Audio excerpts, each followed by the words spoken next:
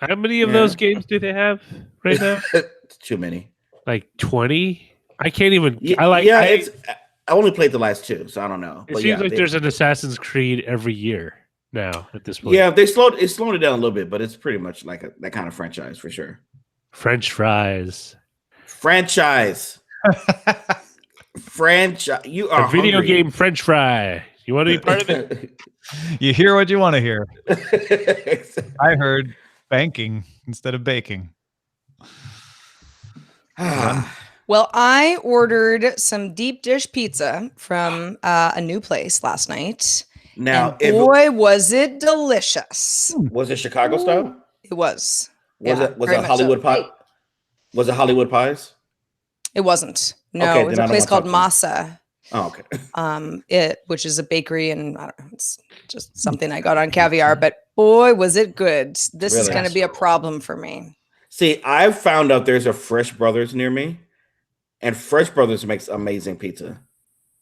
It's not deep dish. Of it. Yeah, it's not. They fresh ingredients, blah blah. You know, that's their thing. But it's not Chicago style, but it's really, really, really good pizza, and that's a problem for me now because I found it on DoorDash and it's free delivery. I love a good deep dish. I really do. Did you get like a personal sized and just had to eat it through the entire week? Totally. Yeah, I got the smallest size, thinking like, well, maybe this isn't enough. And it's like I had one piece and was like dead. And there were 5 pieces total, and it will last me the entire week. Are you serious? A personal? Yeah, I mean it's a very deep dish. Okay, well I might have to try that place now. It's not a dish; it's a casserole. That's how that's what it is. Yeah, it's not really pizza. It's something that looks like pizza, but is 4 feet deep. We'll line it with cornbread. We'll put the cheese on the bottom and the sauce. Oh, just a delight. Yeah. Oh, I was so happy. Chicagoans know how to live. They really do. We should make that a bumper sticker. And then they move here and then they forget how to live. Broad shoulders. Chicago is for eaters. Like it's for lovers. Pizza, sausage. It's the big pizza. It's Big Apple. Yeah. You guys ready to do this year show? I think so, yeah. All right. Well, then let's begin shortly here. I think, Lamarr, could you read line 3? Yes, sir. Okay. Thank you. Just made that decision at the last minute. So yes, you did. 5, 4, 3, 2, 1. Thanks to everyone who supports Daily Tech News Show directly. To find out more, head to dailytechnewsshow.com/support. This is the Daily Tech News for Monday, October 29th, 2018 in Los Angeles. I'm Tom Merritt. And from Studio Feline, I'm Sarah Lane. Also in Los Angeles, I'm Lamarr Wilson. And I'm the show's producer, Roger Chang, in the fringes of the LA County area. The fringes. I like that show. So much effort to describe where Roger is. He's so secretive. He is secretive. Lurking location. Hey, we're going to talk about, of course, the big news, the Red Hat merger. We're also going to discuss the idea of subscribing to your apps instead of buying them from an app store. But let's start with a few other tech things you should know. Walmart is testing an automated store called Sam's Club Now in Dallas, Texas. The company will use it to try out new technology. A Scan and Go app lets customers scan items that they put in their cart and then pay for them on their phone. An app will also use machine learning to help create shopping lists and map out the best route throughout the store. I was just talking about that yesterday. Microsoft is adding sandbox mode to its Windows Defender antivirus software. The mode keeps the program isolated from the rest of the software running on a computer, reducing the chance of damage spreading. Just like Chrome. The UK's EasyJet airline said it is moving to the next step of engine development for an electric passenger jet aimed to be used on 500-kilometer routes by 2027. EasyJet is developing the aircraft along with Wright Electric, which will test the engine in a 9-seat plane next year. It's already successfully tested it on a 2-seat plane. Boeing, backed Zunum, and Siemens also developing electric motors for aircraft. Saves on fuel, emits less carbon theoretically. So there you go. Check it out. Hope it's safe. All right, let's talk a little more about that big old merger acquisition, whatever you call it. What, something big happened? Oh, okay. Hey, I'll just read this. IBM has agreed to acquire Red Hat for $34 billion, one of the largest tech acquisitions in U.S. history. IBM intends to make Red Hat a unit in its hybrid cloud business. The deal is subject to regulatory approval and Red Hat shareholder approval, and is expected to close as early as the second half of next year. So I guess, not to be cynical here, I knew IBM has been working in the background for years. Didn't know they had $34 billion in cash just kind of hanging around. Their server business is doing quite well there. IBM's big business is cloud. Right. They are the third largest cloud provider, but they are huge in the larger enterprises. Weren't they first? Well, at one point, yeah, I think. Yeah. But yeah, it's now you got Microsoft Azure, you got Amazon Web Services out there, and IBM wants to move back, or not back, but they want to expand that marketplace. So Red Hat is going to be their sales juicer. It's going to inject sales love into this by providing an open platform that fits in well with IBM's existing open platform that is trusted and is a big business. A lot of people see this different ways. I've seen people say exactly what IBM needs. It gets the sales injection from Red Hat that it needs to expand its cloud business at a time when it needs to expand its cloud business. I've seen other people say Red Hat's on the decline. This ain't going to save it. Two rats on a sinking ship doesn't make the ship go back up. It's not exactly. Is IBM sinking? I mean, IBM's listing. It's not sinking. Okay. But yeah, it's, it does not have the rosiest of earnings reports all the time. It's not in, disaster mode or anything, but if it wants to keep growing, it has to do something big. And this is something big. Yeah. I was just watching them on CNBC today, actually last week, just looking at their stock, and they're doing pretty well for a name that I just haven't really heard or thought of for some years. So yeah, this sent the stock rising up considerably, and I wish the best for them. I don't understand really what Red Hat did beyond. I know it's Linux. Either one of you want to just in case someone doesn't know, kind of explain what they do? Red Hat is the poster child for how to make money off an open source platform, right? So okay. Red Hat Linux is an open source operating system that anybody can download for free and use. But what you want is the service level agreement. What you want is the support staff that says, hey, you're running this on your servers, you're running this in your enterprise. We'll make sure that it's running well. We'll provide the service and support that you need to make sure that you have everything you need to keep it running. We'll provide regular patches and updates to you, et cetera, et cetera, et cetera. So they sell those kind of contracts, which is similar to why Microsoft has moved Windows 10 to be free to consumers, but they still sell licenses to the enterprise because those licenses include the ability to push out regular updates, provide sales and support or support directly. So that's essentially what they're doing. And you don't recognize it as well as Windows because there's no consumer version of Red Hat similar to a Windows 10 for your desktop. Right. Thank you. That was great. Yeah, sure. I hope that's right.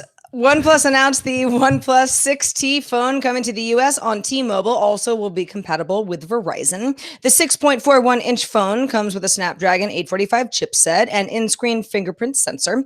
Won't have a headphone jack and will not include USB-C headphones in the box anyway. The OnePlus 6T will be available from November 1st, starting at $549. Yes, I'll be getting my hand on this week. They confirmed they're gonna send it to me.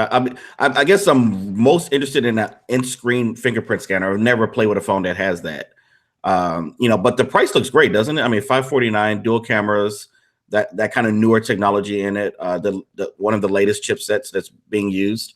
I mean, for an Android phone, looks great. One tweet I saw said, you mix this and the Pixel's cameras, and if you were to combine that, if like a Google bought them, it'd be like the perfect Android phone.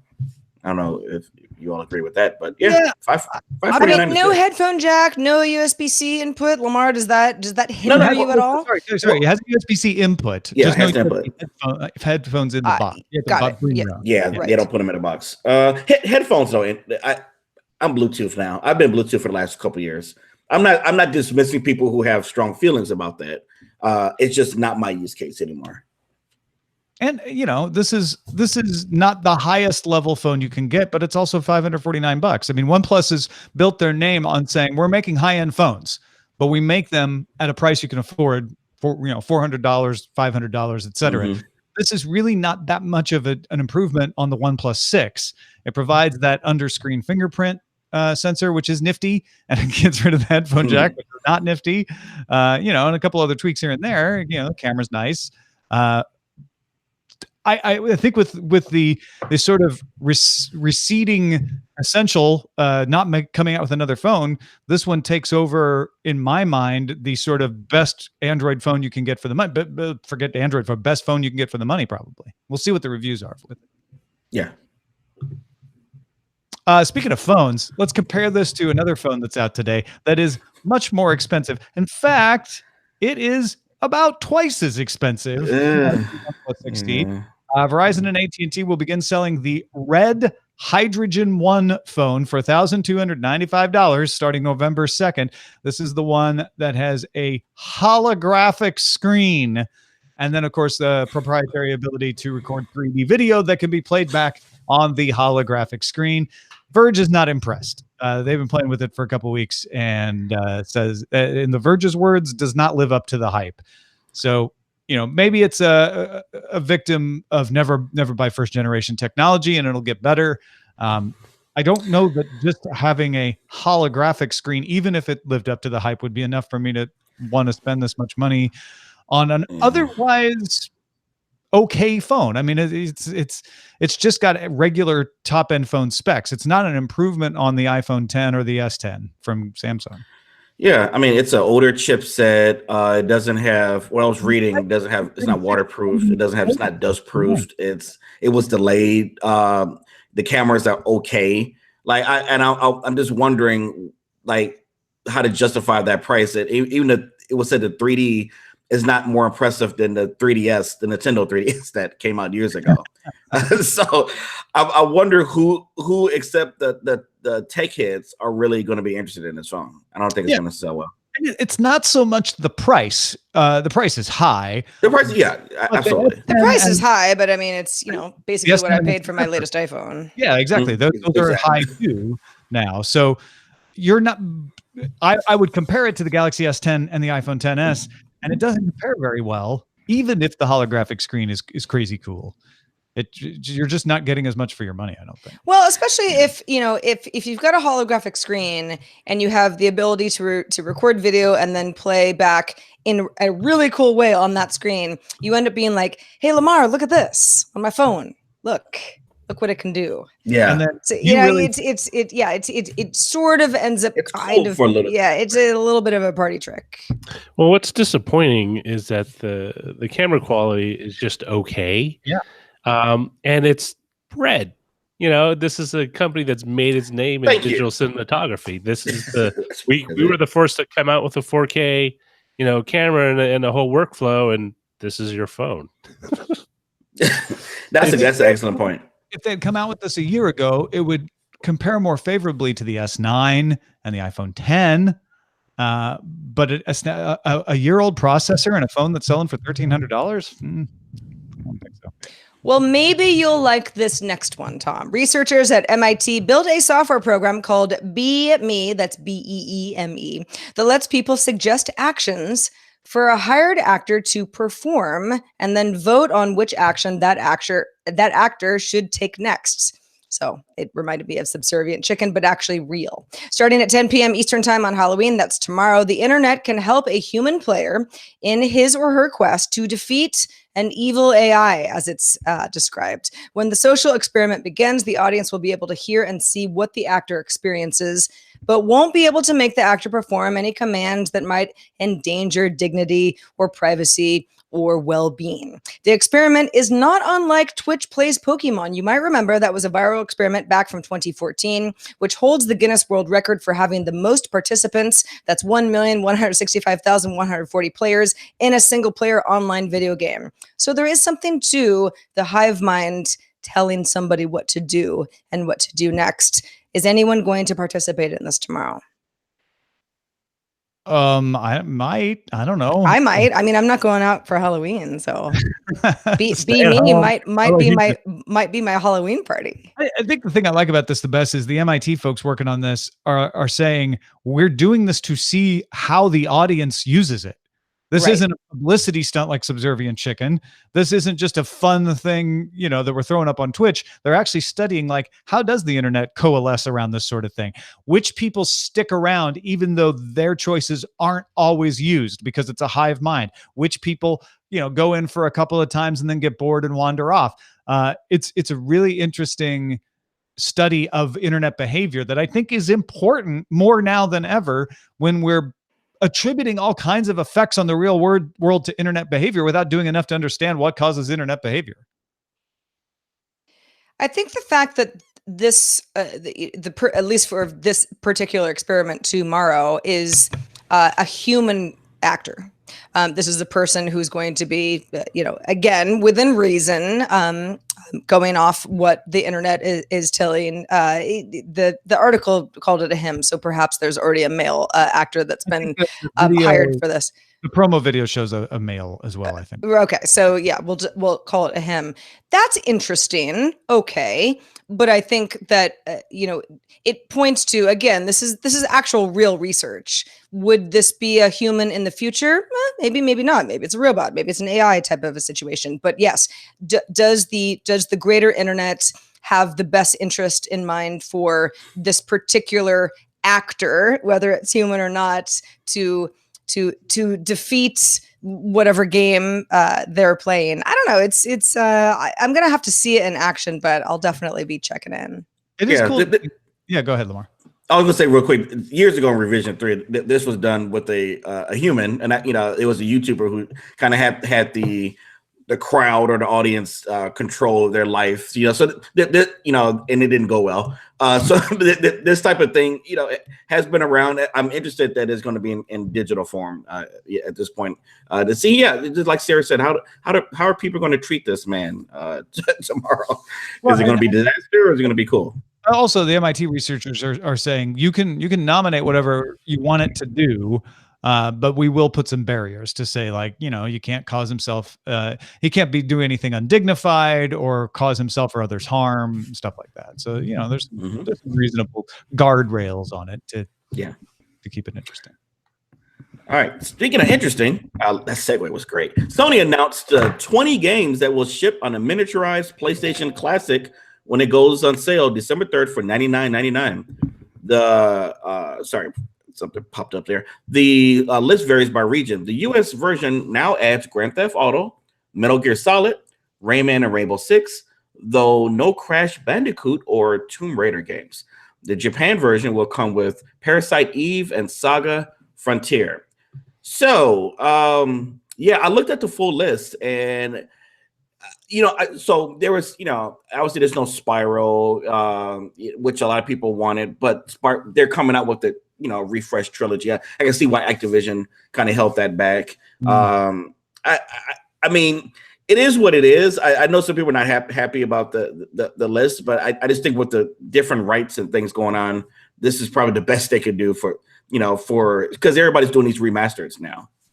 So, although I mean, wouldn't you want it on there to get people who are buying the people who buy this kind of thing are the most excited gamers? Wouldn't you want them to get excited about your old title again, so they'd be more willing to buy the new stuff? If I was a developer, I would, but maybe they feel like that threat is going to threaten the new game that's going to come out. They won't want to buy the new one if they. I just don't think it threatens it. Like, I don't think it does either. It encourages it. Yeah. Are you all any PS1 gamers? And anyone? I used to be. When I had my PS3. So this is the one thing that bugs me, and this bugs me with all these, nostalgic. Like, we're gonna package all the old games you love into a little, version of the thing that you played as a kid or when you were younger. Is that a lot of these games were available on the PS3 because PS3 supported PS1 backward compatibility. You just buy it online. You pay like $5 and you would get the game.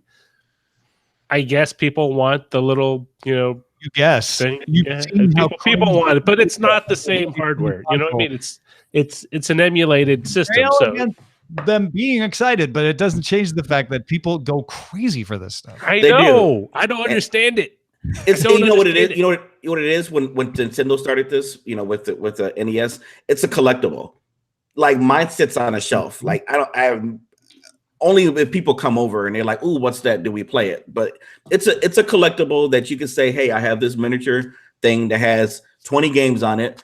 This one comes with 2 controllers." I mean, yeah. I mean, people spend money on worth stuff. Yeah, it probably won't get used more than a few times, but I think it's cool. It's the same reason people buy candy in the shape of other food, even though it doesn't taste anything like that food. Because they're like, oh, look, cool. It's a cute little thing that's kind of like the real thing. Like there's something fascinating about that. Candied cigarette. I ate sour gummies in the form of octopuses over the weekend. So that's a thing. Didn't taste like calamari, I'm guessing. Nope, sure didn't. All right. It was good though. Well, folks, if you want to get all the tech headlines each day in about 5 minutes, be sure to subscribe to dailytechheadlines.com. Hey. XDA reports that back in late June, an XDA recognized developer Quinny899 or Kieran Quinn of Mighty Quinn Apps spotted a Play Store feature called Play Pass in the development code. Okay, so this was not in the publicly released version of Play, but in the development code, there was a reference to some kind of Play Store feature called Play Pass, and it's still there. 9to5 Google looked today and said, yep, we still see it too. This week, Kieran's friends sent a screenshot of a survey they received in Google Opinion Rewards, which asked how well the name Pass described a service that offered hundreds of dollars worth of apps and games for a monthly fee. Now, they didn't mention how much that fee would be. Also, they didn't call it Play Pass, but it was a Google survey. So XDA, puts 1 and 1 together and gets 2. It sounds like Google is at least investigating the idea of a subscriber option for Google Play. Now, to figure out what that would be, everybody reporting on this story has gone through the same exercise saying, well, a lot of games are free with in-app purchases, so those wouldn't be part of it. Games are very obviously the biggest thing for a subscription service, so it's probably not just going to be full of productivity software. So the guess is they would have to put together a group of high-level software that's mostly games that you buy once and play forever and offer it as a monthly service, probably with a limited number of apps that you could choose from. You couldn't just download hundreds of apps, because presumably once you've added it, you get to keep it. It doesn't go away. That's the other part of this that would be unclear until such a thing were to actually launch. I wanted to discuss on the show today, what do you think of the idea of a subscription service? We got so many subscription services for clothing, for food, obviously for movies and TV shows. What about one for apps? I'll go first. I have mixed feelings about those because I see what they're doing, and I'm a user of the Xbox Game Pass. I know PlayStation has their equivalent Game Pass out there. So if you're talking about games, I see where this could be beneficial, but being on mobile, I don't see how they could do more than $5 a month. There's something like that. And they had high level games that you can play as much as you want. That's cool, but then like, what if you stop it? Does it disconnect? Does the app disappear? What happens? But to answer your question about subscription service, I think it's out of control. You end up like, I'm subscribed to Netflix and YouTube TV and now I have the DC service and I'll have Disney service. I'm like, what happened to good old cable that we all wanted to cut cords from, Tom, thanks to your show? What happened? What happened to good old cable? Now we're back spending more with all these subscription services. I don't know. Well, but Lamarr, you mentioned $5. If it was $5 a month for not unlimited games and apps, but a higher number of apps than you would probably buy otherwise. I liken this to a music subscription service. Sure. That's why $10 a month works for me, because I'm just not going to buy all the stuff. There's just no way. So even though, I don't own it. And yes, if I were to stop my Apple Music subscription, that would go away while I'm still, paying for it. I have so much more access than I would otherwise. I find it to be a really good use of my money. Adobe Creative Cloud is another example of something where I'm like, yeah, I'm actually kind of paying a little bit more than what I need, but that's just the way it goes these days, because that's the subscription model that that Adobe and many other companies have decided will actually get them more money in the long run. And it's kind of like leasing a car, right? For people like me, it's like, well, okay, it kind of works out well. At least the sticker shock is minimal per month, even though in the long run I'm going to be paying more. I think it all depends on what is exactly offered in this. What apps are excluded? If there were a subscription model for this, because a lot of apps are free and a lot of apps are it's going to be like going to Bed Bath & Beyond. You get your 20% off. Well, there's certain things that like aren't actually part of that 20% off, right? Because they're too high. Right.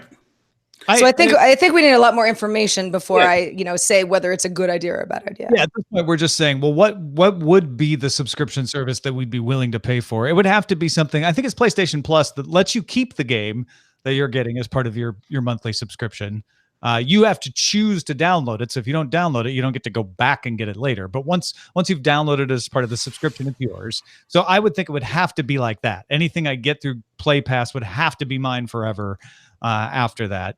And it would then probably be a rolling number of like limited, like maybe a dozen titles a month that you could choose from. I just don't know that it would be compelling enough for me to do it. I'm not that much of a mobile gamer where I always have to have new titles. I'm sure there are people out there that are, and this would probably work for them. And I can't imagine there would be enough other non-game titles that would really contribute to me getting the most out of my device to make it worthwhile. So let me ask you this. It might sound a little controversial to the Google people, so excuse me if it does. But the stats are clear. Don't write me. the stats are pretty clear that on average, when it comes to spending money on iOS, it's a greater percentage, even though they sell less phones than Android. Android it's huge, but you're saying that developers still tend to make a little more money off apps on iOS versus Android. Yeah, they can't seem to get the same amount of people, even with more devices, to spend money on Google. That's pretty. It's just the way that it is right now. Yeah. No. So that wasn't a criticism. My thing was, are they coming out with this and as a way to try to get those those sales numbers up or discovery? I'm not saying Android people are cheap. I'm just saying maybe it's just a discovery issue. So don't write Tom. Right? You can write me on that. No, but your point is perfectly right on point. I think this is a way for them to help developers make more money out of the Play Store for sure. Yeah. All right, that's it for the Play Pass, but we want to hear from you. Feedback at dailytech.com. Thanks also to everybody who participates in our subreddit. You can submit stories and vote on others that are submitted by your peers at dailytechnewsshow.reddit.com. If you want to hang out on Facebook? Well, good news, we're there too. Facebook.com/groups/dailytechnewsshow. All right, amateur traveler Chris Christensen is back, and he has a few security tips this time if you're using credit cards for travel. This is Chris Christensen from Amateur Traveler with another Tech in Travel Minute. News just came out from Hong Kong's air carrier Cathay Pacific that more than 9.4 million Cathay Pacific and Cathay Dragon passengers have been affected by a data breach. Yet another data breach in the news. Now, I don't know what data was stolen, but certainly one of the things I think about is credit cards. And I would challenge you that you don't need to leave your credit card at every website that you use one at, including buying airplane tickets. You're probably not going to need to get access that fast that you couldn't just enter a credit card number again. That might help you, or even better yet, you could use a one-time credit card number that you can get from many banks that can be used just for this purchase. And then even if somebody gets that credit card number, it's of no use to them. So think about that when you're using your credit card online. If only we could protect the websites from being breached in the first place. I'm Chris Christensen from Amateur Traveler. It's good advice, Chris. Thanks for that. Good tips there. Let's check out the mailbag. What do we got in there? We got a great email from Bruce, who was responding to our discussion on our roundtable last Friday with Nicole Lee and Ashley Escada. We were talking about privacy and how do you get people to care about privacy? Do we need laws in place? What do we do? Bruce says you discussed some ideas around laws that could help protect privacy, and somebody mentioned there's a class of user who just can't be bothered. Beyond that, though, companies actively encourage users to give up their privacy to the point of bribing them. The first time my youngest daughter came to ask me for a Facebook account was because her game promised her gems if she linked it to a Facebook account, which she didn't have. A game that markets itself to, I think, age 4+ and over users, so quite young, who are far too young to understand the implications of that action. Bruce says, for the record, she does not have the Facebook account. Yeah, no, just to take a step back. Mm-hmm. Marking a game 4+ doesn't mean it's marketed to 4-year-olds. Marking a game 4+ means there is nothing in this game that is going to be a problem for anyone from 4 all the way up. So, right. The way he wrote it makes it sound like this game is for 4-year-olds and they want a Facebook account. That's wrong. Well, it may be that the game is actually marketed at a wider range and they're saying, hey, if you log in with your Facebook account, that's fine. Where it gets dicey is giving you extra stuff when you know that your game is played by children because you have approved it for all ages or almost all ages. Yeah. Thank you, Bruce. Thank you very much, Bruce. And thanks also to Lamarr Wilson for being with us this fine Monday. Lamarr, what's been going on with your world and how can people keep up with it? Well, you can check me out on YouTube at youtube.com/Lamarr Wilson. I do unboxings of all sorts of things. I mentioned earlier that I'll be getting my hands on that OnePlus T. Sometime this week. They confirmed they're shipping it out. So I'm not one of those cool YouTubers that get it the day of. I'm kind of like the third string. Like the Dodgers. I'm sorry, I'm just kidding. But the Farm League of app reviewers. I write me. Don't write the show. Okay, I'm just playing. But yeah, you can check them out on YouTube. There'll be a video coming out today. That's pretty fun. I have a wig on. Lamarr just made a lot of people in Boston very pleased. That'll be cool. I'm curious to find out what you think of the 6T. I am too. Keep an eye out at youtube.com/Lamarr Wilson. And also keep an eye out at patreon.com/DTNS. Last Friday was the second of my editor's desk columns, talking this time about the Clorox advertising fiasco, if you want to think about it that way. The idea that a thermometer maker was selling aggregated zip code, basically telling Clorox which zip codes had high fevers without passing along actual user information, whether that's a problem or not. And I talk a lot in these about how the story is reported.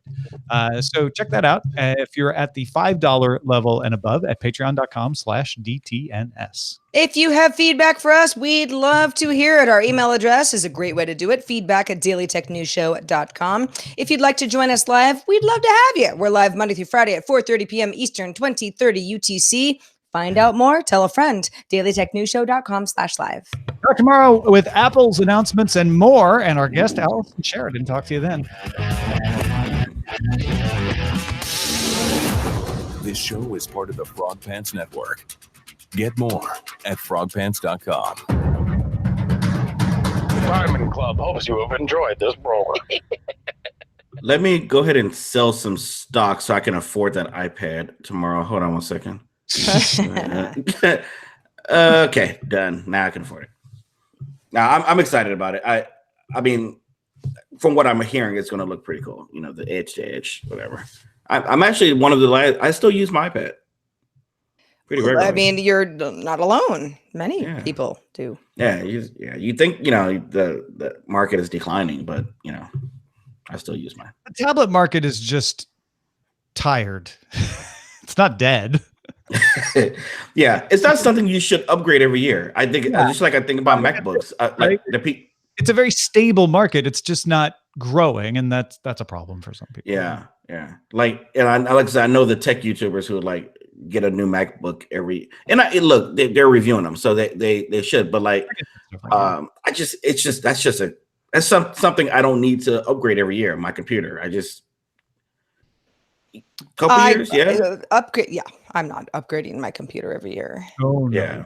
I mean, I get it if you're in the business to do it. Like, when I used to be more in the tech field, I would do that. 2000s, I was upgrading every 18 months because you had to. Because I was like, I've run out of storage and processor, and I've boosted the RAM as far as it can go. Like, I have to get a new computer. These days, computers, PCs, desktops, laptops, they last longer than they used to. Mm-hmm. So my MacBook is from 2012 and it still works. Okay, well, no, that's no excuse for that. You need to. I need to what? I need to buy into the constant upgrade cascade. Lost was still on the air. No,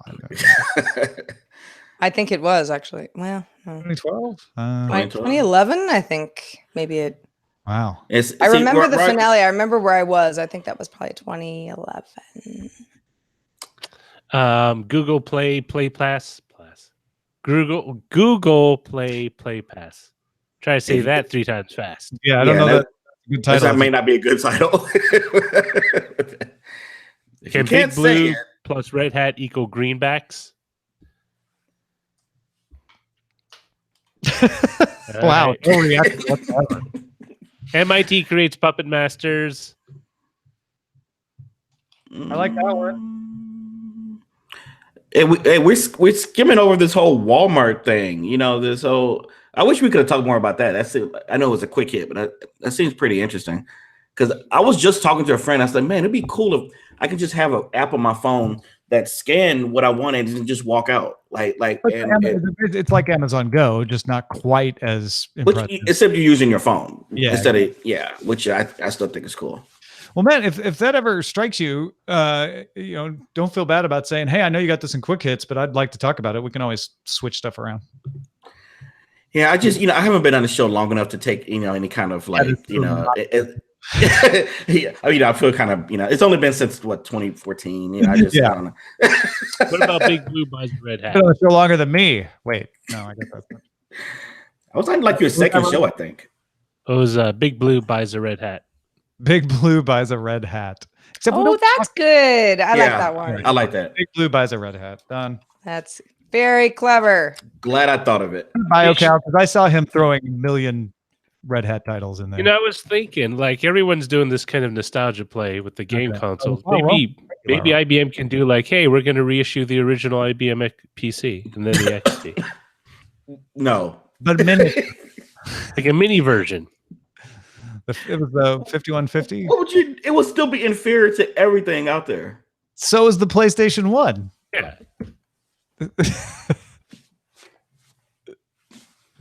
But it's cute. It's a cute. Taken. And then they could reissue the PS2s. I only put in 2 titles. All right, I saw them both. They were funny. You know what? Now I want my old 486 Packard Bell in a miniaturized from 1995. Yeah, I want a mini Packard Bell now. Packard Bell. That barely ran Juno email. My 486 DX. Windows 3.1. That was my first computer, a Packard 486 DX. I had a Packard Bell, yeah. Packard Bell. Yeah, it was that was was my first actually baby. my first laptop was a 486. My last desktop was a 3. I know my last desktop is the one I'm using right now. I upgraded from the IBM PS2 3286, the keyboard of which is behind me, to a Packard Bell 486 DX. Wow. Yeah, I think we used the big 386 Windows 3.1 in high school. But then when I worked at Best Buy, they came. Yeah, the 486s were coming out. Cool little computer. We used TRS-80s in high school. We used Macs. We all was a whole Mac. You didn't use an Abacus, or? Yeah. You mean a slide rule? Slide, yeah. We used them in drafting. Back in your day. Back in my day. But that's an interesting idea. Like the classic, those would be great collectibles. I would buy it. Like a little. I don't know about Packard Bell, but it'd be perfect because I got like a garage with a couple of them. I'll just sell them cheap. I would be tempted to buy an old IBM PS2 or TRS-80 or something like that. What I still want the old Apple II Platinum Edition that had the numeric keypad. It's an Apple too, but it actually has additional keys on the right for the numpad, and then get the Apple II GS upgrade that fit into the case. That's the problem, though, is if you have a miniaturized classic computer like that, how do you input it? Because the reason you can do the consoles is you give them a regular size controller that plugs into it. It's a little smaller. You get a couple of little tweezers that replicate your fingers, like tapping, and you go. Well, they'll have to have Bluetooth in it so you can like connect. They'll have to like add some new technology in there so you can connect your keyboard or something to it, like a Bluetooth keyboard, mouse. Then you're not getting the experience. You know what that experience, what you do is you run like 20 different programs at the same time on your computer, and then you open up like a Word document, and then you try typing out a paper on it. Excuse me, it's Word Perfect. Thank you. Word Star. Okay. Corel Word Perfect. No, before Corel bought it. Oh, we're going farther back. Okay. Yeah. Actual Word Perfect 5.1 was my favorite thing I used. I remember it. I used WordStar at NPR. When Corel bought it, it was terrible. I didn't like it after that. That was the last version of it I bought, was the Corel one. The last DOS. I'm trying to remember what the last DOS. I used Word 5.0 for the longest time. That was a DOS version of Word. No, I think I used Tandy's DeskMate. It had a little text editor that I typed reports into. Yeah, I never used Lotus at all. I just wasn't on that bandwagon. When I bought my IBM I was forced to be. Oh yeah, the Tech TV folks. They're all on Lotus. Oh really? Oh. Yeah, it was a love-hate relationship. It was actually a pretty good program, but it just didn't work like any program that I had ever used now before. and since. Yes. So you just had a lot of people being like, "This makes no sense." You know, it's so weird. Got used to it. It actually was like really functional. To me, it still boggles my mind how quickly personal computing technology has advanced so quickly. When Sarah and I were in college, when we used to edit videos in our desktop video editing class, they were on these Mac Quadras, and you had to make proxy copies of your like 640 by 480 video because you couldn't edit it otherwise. It was just a little postage stamp video, and you're like. And it was Premiere. Premiere was without that. There was no Final Cut. Like it was all Premiere. It was all like everything was moving from reel to desktop video. And we thought we were like, this is the future. Wow. I wish I had been. But it was really like it was a difficult class because it was hard to actually output anything because of the capabilities of the computers we were using. CJ, can I can't export this. I keep getting an error. Yeah. And then you had to buy zip disks for the class. So yeah, I had bought like 5.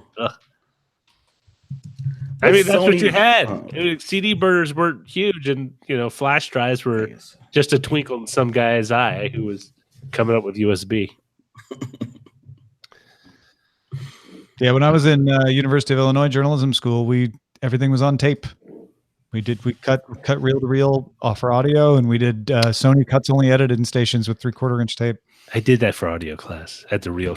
I feel like the reel to reel audio classes. Oh, they were tough. Well, what's funny is like I remember, in college, it was like, okay, we understand that everything's going to desktop video. But my internship was at a news station, and they didn't know anything about that. It was all old school, and the editors were real good at it. But it was for years after even I was out of college. It took, unless you were an Avid editor, and that was like a specialized thing where you'd have like the special editor in the Avid room. Everybody else was still doing it the old way for many years afterwards. Avid used to be like a position. Yes, exactly. Yeah, it was that or Media 100, and you had your own. Room. Media 100. You had your own special room that only you had the key for, and maybe like the editor in chief. Like no one else could go into that room. Right. Yeah, and they reserved it for like longer form documentaries. This is for the important stuff. All your like daily hits on Starbucks or whatever. You can edit the old fashioned way. I actually worked with a shooter editor. He was really good at both. And he was, for whatever reason, he kind of had an opportunity to move to, one of the newer systems. And he's like, I'm too old for this. I don't want to do it. Just let me do it the way that I do it. But he was a news guy. You know, he knew how to do the splicing the way that it needed to be done. And he was really, really fast. And I remember thinking, like, this is a tough position for somebody like him to be in. That's when we talk about automation changing jobs. That's a great example, because automation made his job easier. It didn't get rid of his job. It just said, hey, your job's going to be easier. And he's like, no, I don't want it. Yeah. So imagine if they said, no, sorry, you can't do it that way anymore. And he's like, then forget it. I'm going to leave. Like, that's the person who needs transitional help. Right. Have somebody come in and help him. Like, no. If you learn how to do it digitally, it's going to be fine. Or say, great, what do you want to do? Well, here are opportunities that you can change careers. Well, and his whole thing was like, I'm so good at this. Yeah. I won't be faster. It's sort of like, it's the way I feel about, I can ski, but I can't snowboard. If I try to snowboard, I'm just going to be like really crappy at it for a while. Why don't I just stay skiing? Well, and theoretically, that guy could be faster on digital if everything else is equal. Eventually, He got faster on cuts because he did it for 30 years or whatever, right? He's not going to do digital for 30 years. So he's not going to get as good at it. And when you're older, you improve slower. That just, it just happens. Well, part of it is that you retain this institutional knowledge, because I see it. It's not just the physical aspect of cutting reel to reel or whatever. It's like the institute, you understand how the workflow works all the way from an editor's desk out to the broadcast, and you know it, and not how to screw it up, and that's the important thing. Like, when you move to something new, suddenly it's like, oh, there's all these things I didn't know are going to screw someone up in the line. Where before, I'm pretty sure that if I do it this way, no one, and everyone's going to be good. And I think there's a hesitation because, you're the old hand. You should be really good at this, and you try something new, and you kind of suck at it initially. People are going to give you. I think that's just an example of the kind of thing that you have to get good at something to get past. You have to learn that new institutional knowledge. So what I'm saying is, again, if you're apples to apples, he will be faster on digital, but he's going to have to go back to being 21 years old and spend 10 years doing digital, which There's is that learning curve that you're like, I don't want to do that. Yeah. And he's like, oh, well, just spend another 10 years. Okay. You're older, and so maybe you need to spend 12 years to get 10 years of improvement. Also that means you'll be either retired or dead by the time you get as good at this as you would be at Cutsoli. I mean, it makes perfect sense to just be like, let me do it the way I do it. Mm-hmm. Why do I have to animate on a computer? Can I just take some onion sheets and just, take a pencil to it? Why do I have to use HTML editor? Let me just use text edit. Oh, that was me. I hated HTML editors. That sounds like you. I still use text edit. Yeah, there's a lot of people like that. By the way, Lamarr, I think you're looking quite cute on the show today. Okay. Wait, what happened? Because he posted on Twitter, I'm live on days that you're looking not cute. I mean, because I was about to say lunch later. I'm not. Wasn't sure where that was going. That's like, okay. It's part of your tweet. Thank you. Lamarr, you always look cute. Thank you, Sarah. Thank you. You all are full of it, but thank you. I didn't say anything. I know you're not full of it, right? To find out where this conversation goes next, stick around, audio folks. Video folks, this is the conclusion of today's episode. That's it. Lamarr's cute.